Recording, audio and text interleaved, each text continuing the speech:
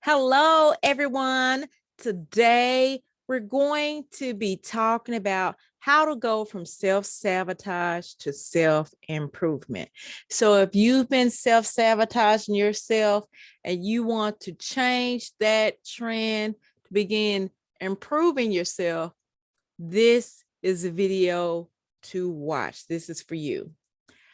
Hello, everyone. Welcome to my channel. My channel is all about taking your life and your business back with your pen, right? So that means I talk a lot about a lot of how-tos and planning and give some training and tips that help you excel in your life and in your business.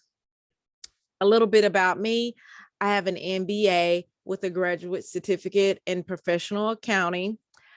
I freed myself of over $204,000 of debt. I'm a life and business coach, a best-selling author. I am a YouTuber with the podcast, I like to say. What I do is I help individuals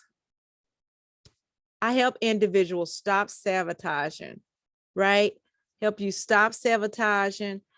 I help you attract or find loyal customers to help grow your business. And that helps you get productive, right? You get busy when you get more clients. Anyway, so this is part of my Vlogmas Bizmas series that I'm doing. It started December the 14th. It's ending December the 25th. So just a review real quick. Day one, we talked about creating a life plan. Day two, we talked about side hustles I used to free myself of my $204,000 of debt. I also gave you some truths about debt freedom. Day three, I talked about the power of belief and success.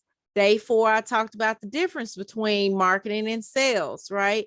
Day five, I talked about time management. I gave some productivity tips for small business owners. Day six, I talked about the importance of planning for your small business. And that led us today. If you haven't subscribed, you really should be subscribing because I give a lots of tips and informations and give you ways to continue to connect to me, right? But you don't get the information if you have not subscribed and click the notification bell so that you don't miss a video coming up. So make sure you click the notification bell after you subscribed. Okay, y'all, let's get into this topic. How to go from self-sabotage to a self-improvement. First of all, I want you all to know that self-sabotage can be both, you can do it consciously and subconsciously, right? I know, it sounds crazy, but you can't actually do that. There is a lot of ways where I was self-sabotaging. I was self-sabotaging by hiding. I did a lot of hiding because I was scared to be up in the front. If anything happened that was different, I'd be like, oh my goodness, what should I do? Even if I didn't verbalize that. And it's important that we learn how to stop sabotaging or how to handle those feelings. I have an additional video. I'm either going to put, I'm going to definitely put in the description. It'll probably be at the end of the video or somewhere up there so that you can watch, that talks more about self-sabotage. But I want to give you first the meaning of self-sabotage. That means you subconsciously or consciously do things to prevent yourself from reaching goals, from doing things that help make you better, right? And that could be self-criticism, negativity, procrastination, disorganization, the imposter syndrome, overindulgence, initiating conflicts, being out of focus. It could be lots of type of things, practicing. I mean, and how, now I do go in details, but one of how to stop yourself from doing it. So you want to make sure you watch that video that's at the end and in the description. But one of the ways you want to practice mindfulness, right? You want to practice mindful activities, because those negative thoughts come around, right?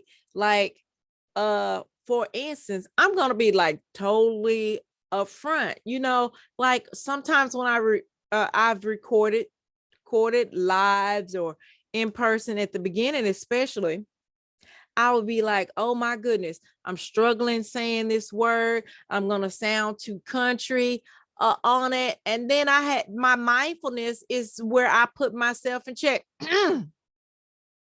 So what? You sound country and you could reach other people who sound just like you, who suffer from feeling like they can't do it because of the way they sound.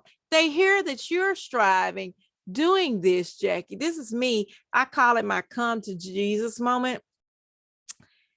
They'll branch out and do the things that they were meant to do. So put your chin up.